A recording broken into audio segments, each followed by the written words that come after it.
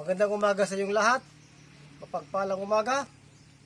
Ngayon naman ay isishare ko sa inyo kung paano mag-terminate ng Starwire Delta motor control. Pero bago ang lahat, shout out muna kay Yano Villar at saka kay Ninyo 55 na palagi nag-share sa mga video ko. Kaya sisimulan natin para sa inyo ang video na ito.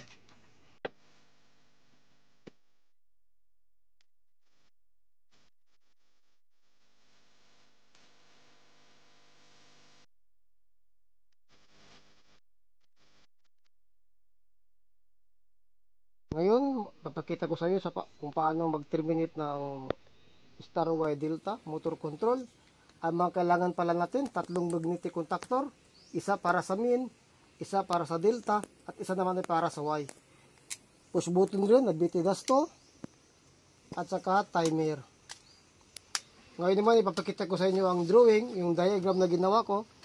Ito ay control circuit ha, iba pa yun sa power circuit niya.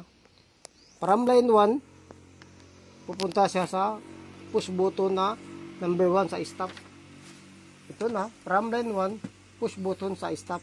Ito yung 1, kung makikita nyo sa drawing, papakita ko ito yung number 1, number 2, number 3, at number 4. Papakita ko naman sa actual ha.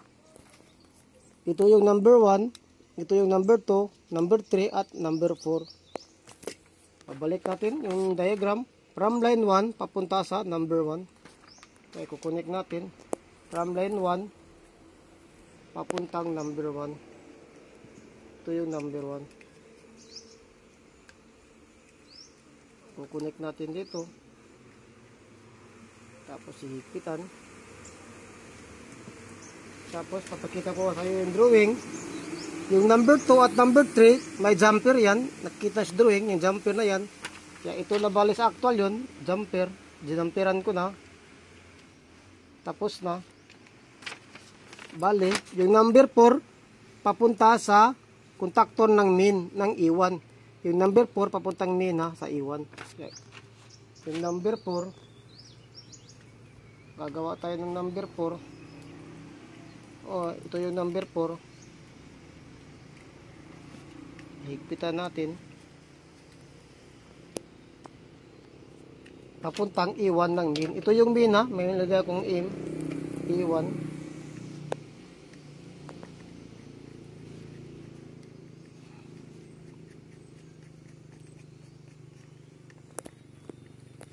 Bago pala natin to tatapusin, baka magtaka kayo bakit nasa taas ang overload. Kung minsan kasi makikita natin sa minsan, ganyan ang pastada niya. Pero sa akin, advice ko na ganito. Pero mamaya i-explain ko bakit kailangan nasa taas ang overload. I-explain ko mamaya kasi napakalaking tulong pag dito natin ikabit yung overload relay. Hindi dapat sa ilalim, hindi ganito ha. Dapat ganyan. Mamaya papakita ko sa inyo. I-explain ko mamaya. Tapos na natin to. Kung makikita yan, from number 4 papuntang E1.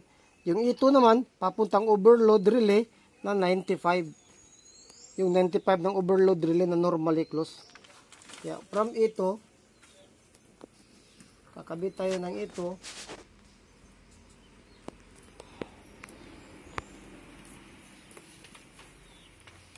Kakabit tayo sa ito ng papuntang normally close ng overload relay na 95.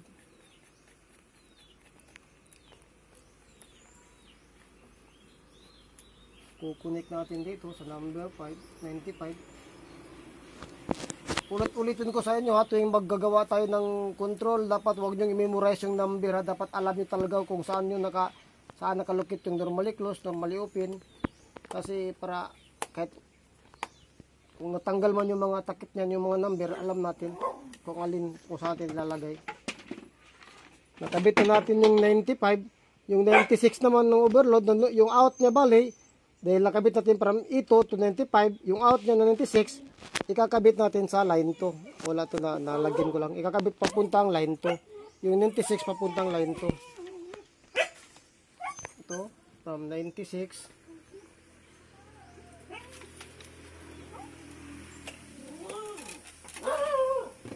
From 96.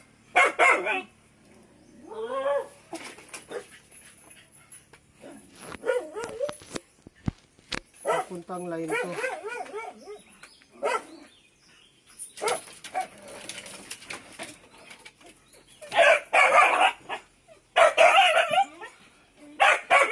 yung 96. Ito na, nakabit na natin yung 96 papuntang line 2. Pinutol ko yung video kasi maingay yung aso pa umanin na. Tapos na natin to, from 96 to line 2. Dito naman tayo. Sa number 2 at saka sa number 3, ito jumper yan, isang wire yan, bali. Pag jumper tayo, maglagay tayo ng number 2 at saka number 3, magkabit tayo ng wire papunta sa normally open ng main contactor na number 13. Lagay natin yung jumper natin. Ito bali yung jumper natin. Maglalagay tayo ng jumper yan. Maglalagay tayo ng isang wire.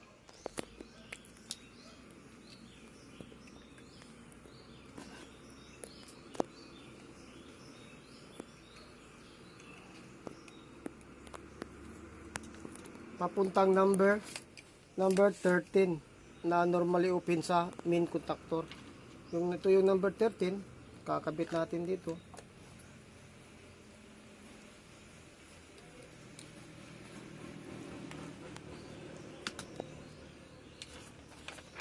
Dahil tapos na, yung out ng 13, yung number 14 niya, papunta na yun sa push button na number 4. Pwede rin sa E1, mamili tayo.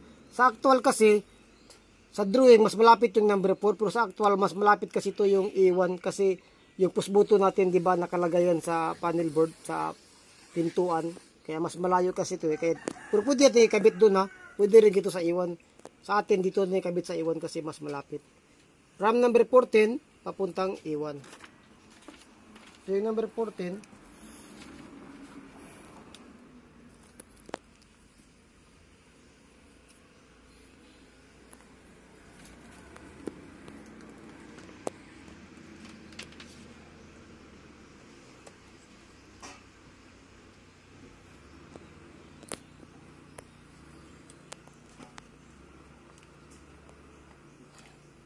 number 14 papuntang E1 ng main contactor.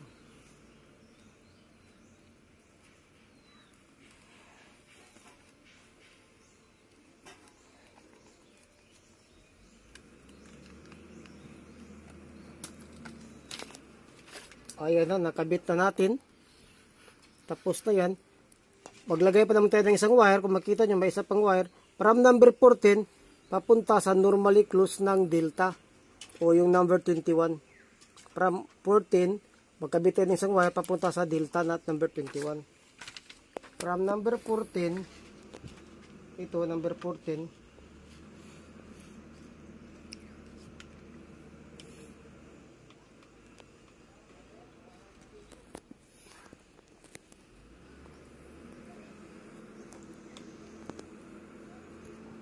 ito yung number 14.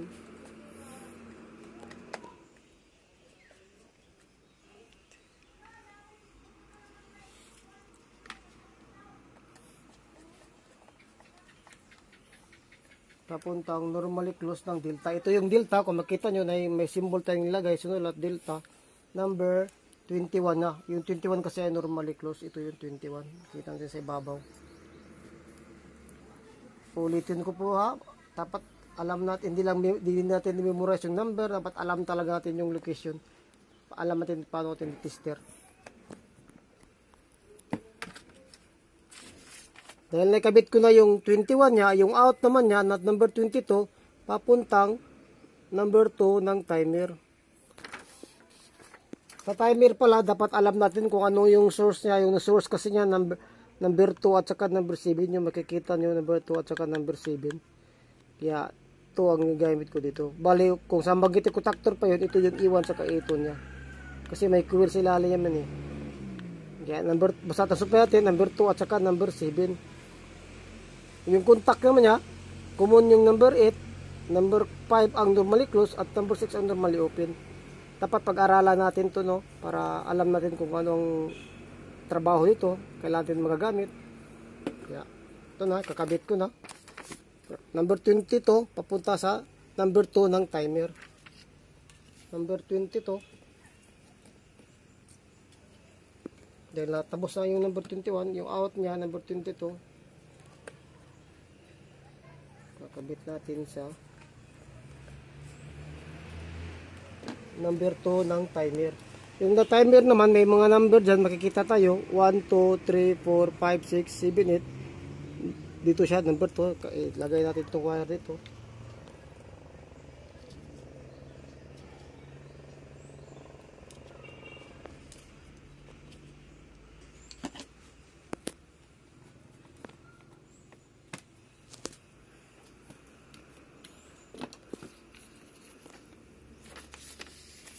Tapos yung number 7 niya, papunta na yan sa ito o kaya normally close ng overload na 95. Pwedeng sa ito, pwedeng sa 95. So yung number 7 niya.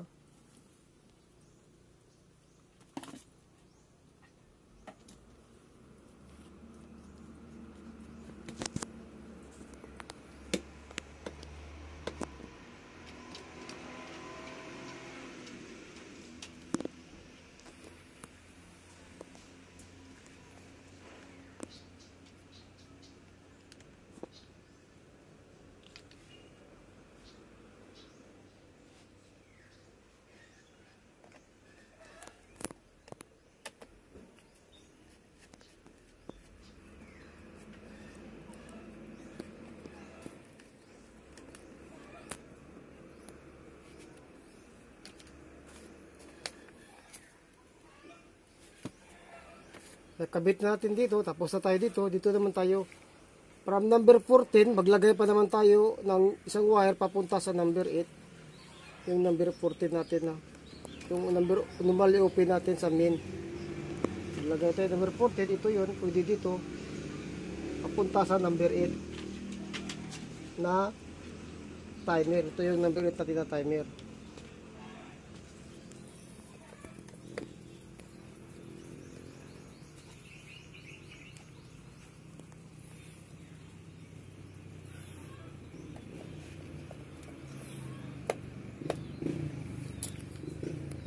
Kakabit natin dito sa number 8 timer.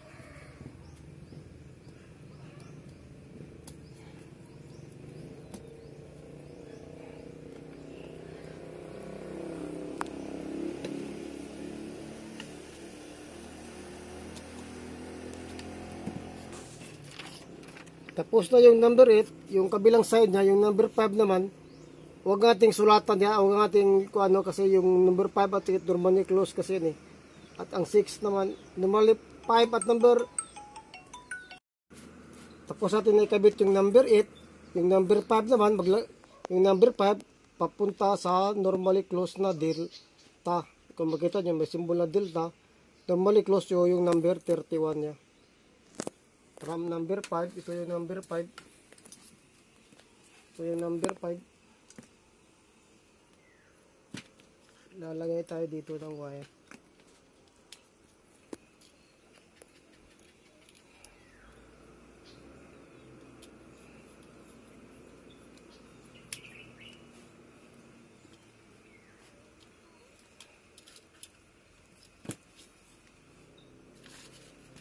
Ng delta, normally close na number 31. Dito yun. Ito yung number 31 yun. Normally close.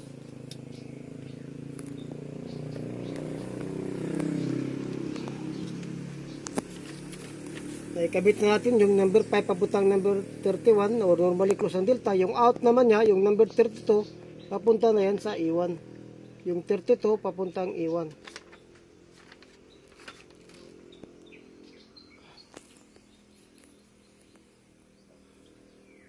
Yung 32, kabit natin dito.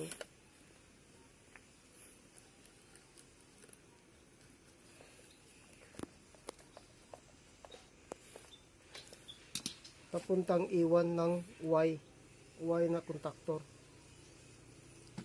Papunta yan dito.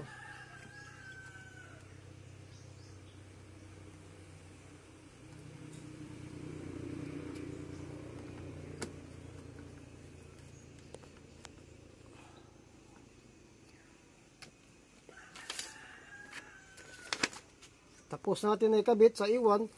Yung kabilang side naman yung ito papuntang number 7 ng timer. Pwede rin papuntang ito. Kaya mag-jumper lang tayo from ito to number 7 ng timer. From ito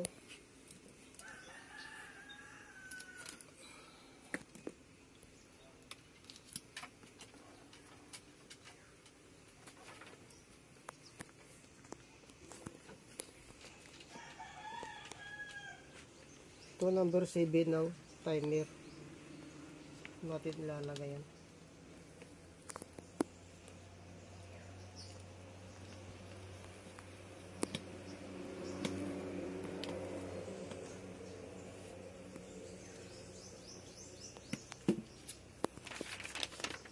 Tapos na tayo dito. Dito naman tayo pababa. Yung number 8, hindi na natin kailangan mag-jumper ng number 8 kasi naka-jumper na tayo dito kanina, di ba?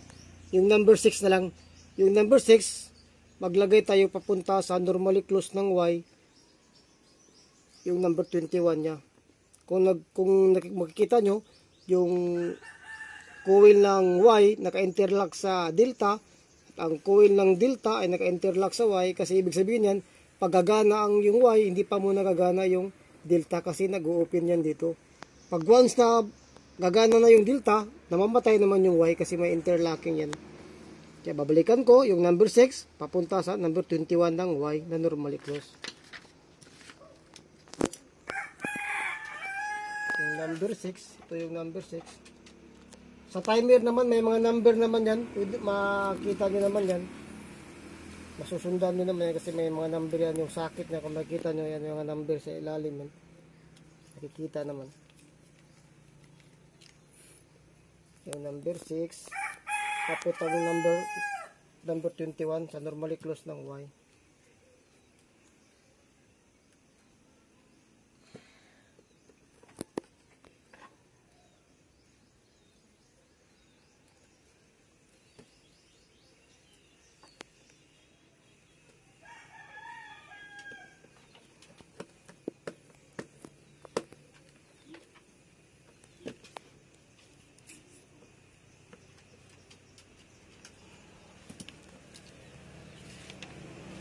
Ikabot natin yung sa number 21, yung normally close. Yung out naman niya, yung number 22, papuntang E1 ng delta. Yung number 22,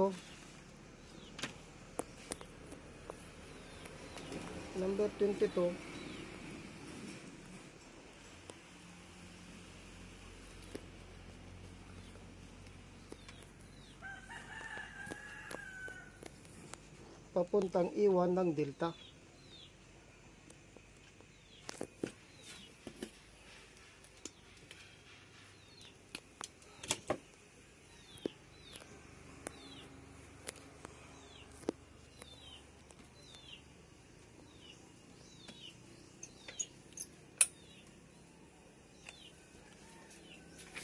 Tapos na yung E2 ng delta papunta sa E2 rin ng Y. Bali mag-example lang tayo, E2 to E2 ng delta. E2 ng delta papunta sa E2 ng Y.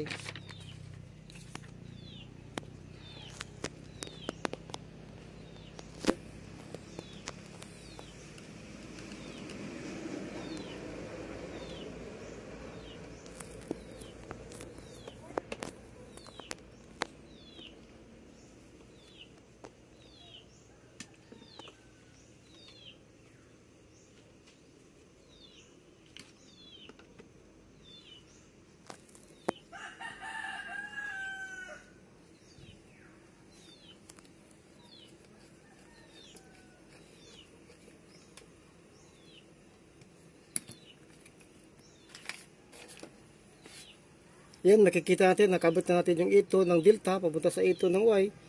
Ganun na lang. Yung number 8, maglagay tayo ng isang wire, example natin sa normally open ng delta. Nakalimutan ko palang isulat yung symbol na delta dito. Delta to, papuntahan ng normally open ng delta. Ang normally open naman, ang number ng normally open ng delta ay 13 at saka 14.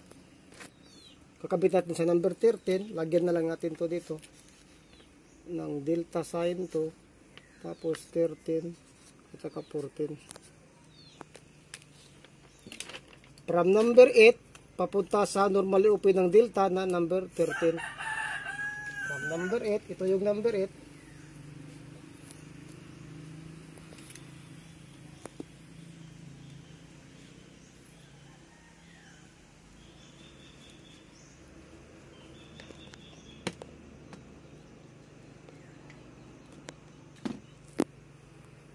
papunta sa number 13 o normally open ng delta. Ito yung normally open ng delta, number 13. Lock natin.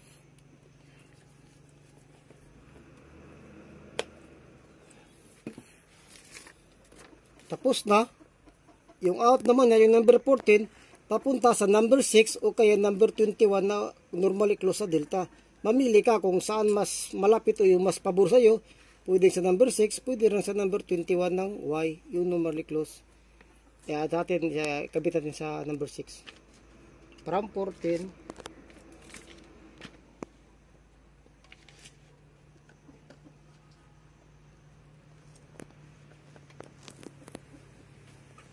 papuntang number 6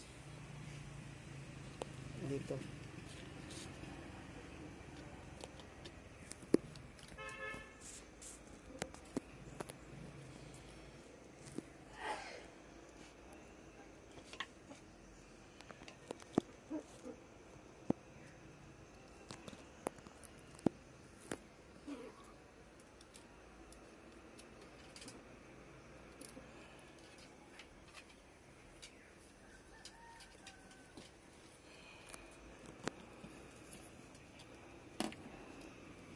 Dahil tapos na, pwede natin kukunin ko lang muna saglit yung tester para ipakita ko sa inyo. Dahil natapos na natin to, hindi ko muna ikakabit to, ipa-energize muna natin. Bago pala pag-energize pala natin, kailangan mo natin testerin dito. Dapat wala tayong masukat na continuity Dahil pag isulat at lagay ito yung test lead dito, sa line 1 at sa line 2, dapat wala tayong masusukat na continuity. Kasi kung meron man, ibig sabihin shorted yung gawa natin. Dapat wala pa yan kasi open pa yan Kaya testingan natin yung trabaho natin.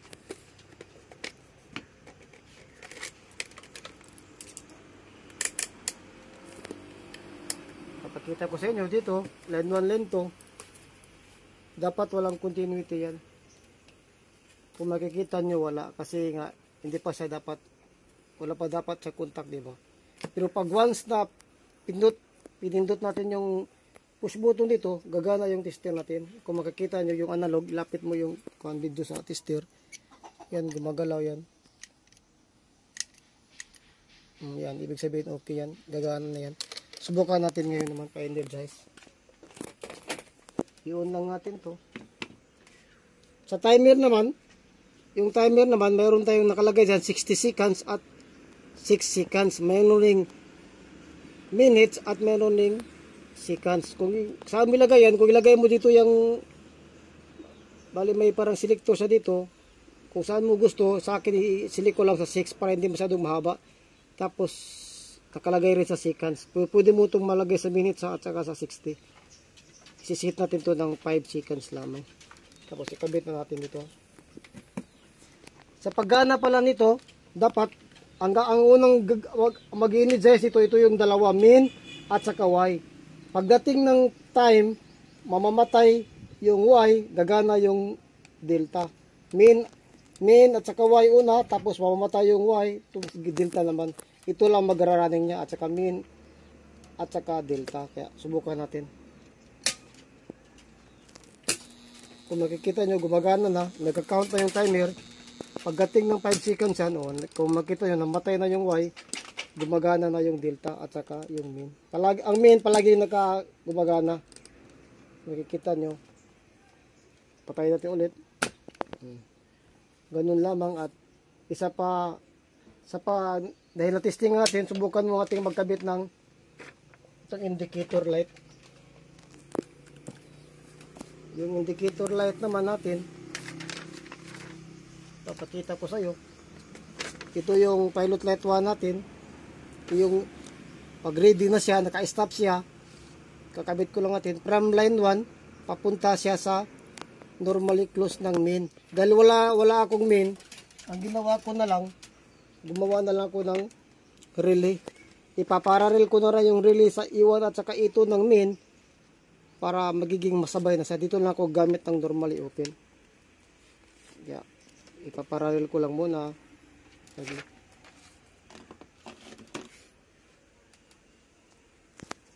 Magpaparallel tayo sa E1 at saka E2 lamang yan.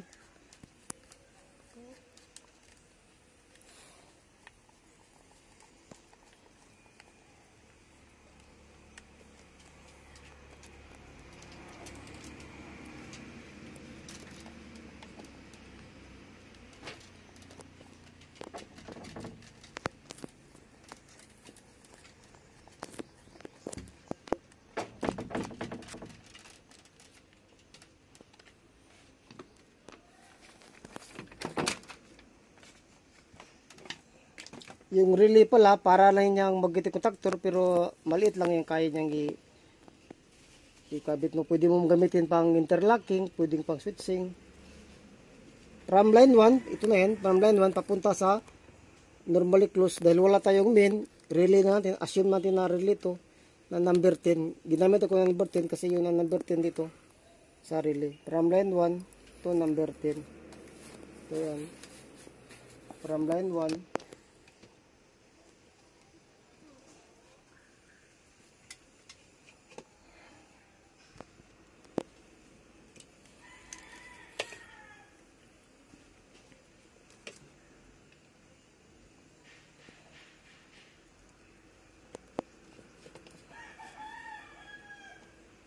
to number 10. From line 1 to number 10. Tapos yung out niya, yung number 2, papunta na yun sa pilot light 1 ng isang linya. Yung isang paa ng pilot light. Ito yung pilot light natin. Kakabit na natin to sa number 2 ng relay. Kasi ito yung normally open ng relay. Yung number 2.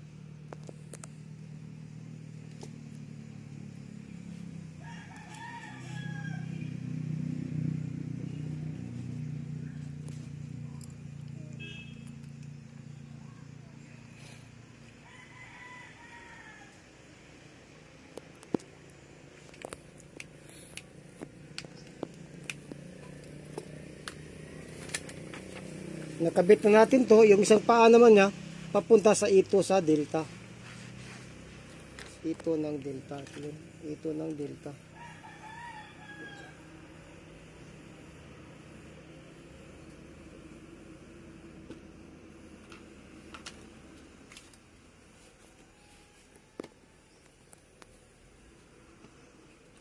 Medyo marami ng wire, medyo magulo na, kaya sundan nyo na lang yung drawing para masundan pa rin natin yung kuha natin.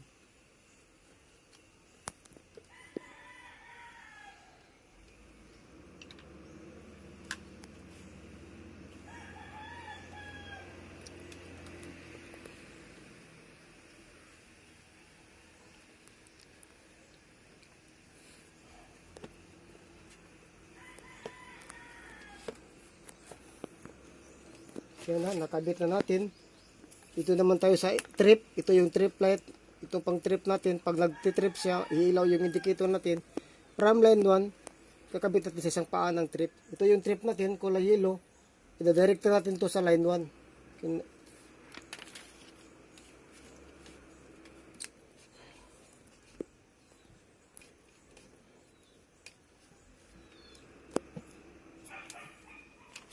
Tapos naman, yung isang paa ng pilot light natin na yellow, yung trip, papunta sa normally open ng overload relay, yung number 97. Yung isang paa nito, mali pala na ikabit ko. Ito pala yung sa wait lang ha. Ito yun. Yung dilaw.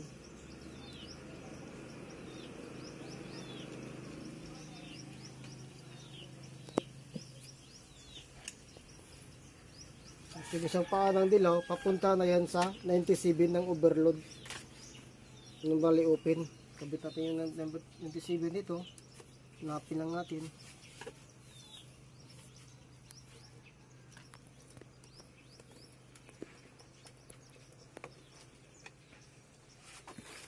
Kabit natin sa 97. Yung out niya, yung 98, papuntang line 2. Pwede rin, i-jumper na lang natin sa 96 dahil isa lang naman yung linya, papuntang line 2. Pagawa tayo ng jumper bali.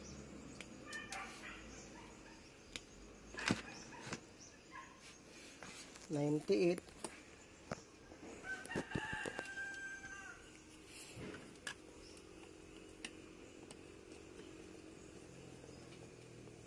Puntang line 2 o yung number 96.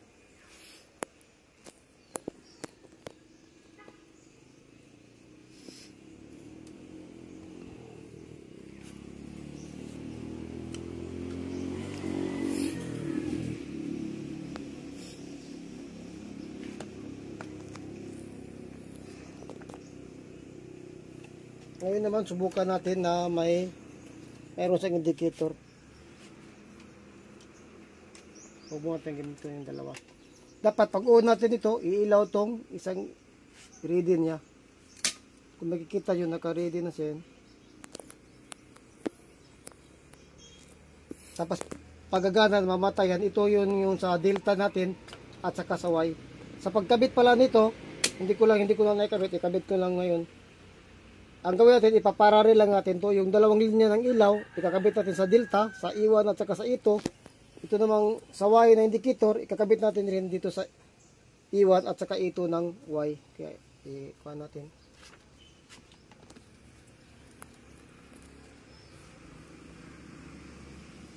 Madali lamang, ipaparare lang namin natin yan, yung ilaw na yan. Sa I1 at saka sa ito.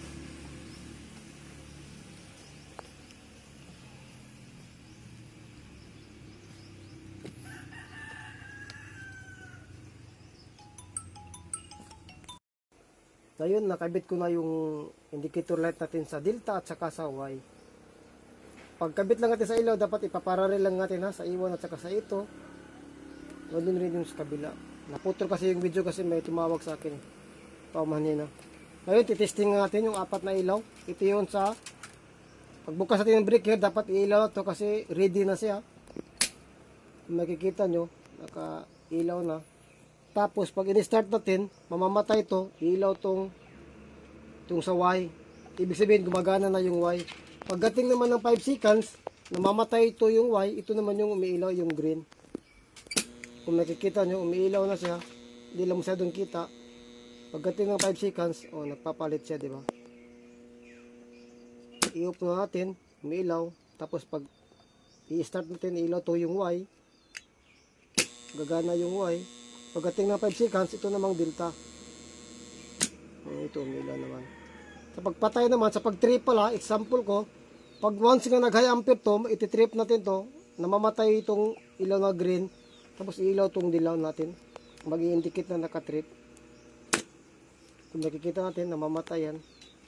Pag nag-trip pala, tanda natin, nakikita yung itim dun sa wala tayong, yung itim, di natin nakita na, ibig sabihin, naka-trip na yun. Tapos pipindutin lang natin to sa pag-reset, babalik sa normal na yan. Kaya patayin ko na muna, i-discuss ko na ito yun sa control circuit. Ang sa power circuit naman, gumawa ako ng isang drawing. Ito naman sa power circuit, bali ito yung motor natin na 3-phase, di ba? Ito yung main natin, ito yung delta at saka ito yung Y. Bakit sinabi ko kanina na importante na nasa taas yung overload natin? Ito, di ba? Salip na nakaganyan. Sabi ko kanina, dapat nasa taas yung overload kasi ang purpose kasi natin ito para makuha natin yung tamang amperahe niya. Kasi pag nasa baba yung overload natin, ang nasusukat lang natin ay ang phase current lamang. Dapat sa delta kasi dapat kukunin natin yung dalawang linya. Di ba? Ipapakita ko sa drawing tulad ng ang line 1 natin, di ba, ikukupol natin yung 1 at saka 6 as line 1. At ang sa kabila naman, yung 2 at saka 4, ikukupol natin as line 2. At saka 3 naman at saka 5, ikukupol natin as line 3. Kaya dapat, sa pagkuha ng apirahe, itong dalawang linya ang kukunin natin. Ito dapat ang kukunin natin yung linya. Kaya nasabi ko na dapat nasa taas yung overload relay natin kasi ito yung motor natin, dapat pag i-connect natin yan sa contactor na yan, dito na bali yan. Ibig sabihin, dumating na sense na yung dalawang linya natin, yung 1 at saka 6. Ito yung T1 natin, T2, 3. Ito naman yung 6 natin, 4 at saka 5. Dapat na sense na yung 1 niya, T1 at saka T6 sa overload, di ba? Ibig sabihin, nakuha natin yung line current. Kasi pag nasa baba kasi yung overload, ang nasisense lang sa overload natin yung phase current lamang. Hindi po yun pwede kasi mababa lang po ang nakukuha natin. Kaya kung minsan makikita nyo nasusunog na yung motor, saka pala nag-trip yung motor. Kasi yun kasi problema yan, nakabaliktad kasi yan. Gagawa na lang ako ng ibang video, paano ba yung phase current at saka line current. Basta ito ang napakalaking importante. Dapat sa pag terminate at sa pag-install ng Starway Delta, dapat nasa itaas yung overload tulad ng ito. Dapat nakaganito yan. Dito na yung motor natin. Dito yung load side natin papunta yung motor. Hindi dapat nakababa yung overload natin ha, kasi pag example, nasa baba yung overload natin, ito yung overload natin. Ang nasisense ng overload relay, yung line 1, T1, T2 at saka T3. Yung 6, 4 at saka 5, hindi niya nasisense kasi nandito siya dumaan, di ba? Pag delta na, once yung naka-close na yan, hindi siya dumaan sa overload relay. Ang nakukuha lang natin yung T1, T2 at saka T3. Ang nasisense lang natin sa overload. Dapat kasi yung dalawa na yan, yung T1 at saka T6, yun ang isisense ng overload para matama natin yung setting sa amperahe sa overload para hindi siya magti-trip, hindi siya masusunog, di ba? Magti-trip na siya, di ba? Kaya yun ang napakalaking importante dapat sa pag-install ng Starway Delta, dapat talaga nating tatandaan na yung overload relay ay nasa itaas. Hindi dapat sa ibaba kasi piece current lang ang nasisense natin dito eh. Di ba? Sana naunawaan nyo at yun lamang. Maraming salamat pala sa inyo sa suporta nyo. Sa hindi pa pala nakapag-subscribe, pag-subscribe na lang sa YouTube channel ko. Maraming salamat at ingat kayo palagi dyan, lalong-lalo na sa mga electrical practitioner. God bless you.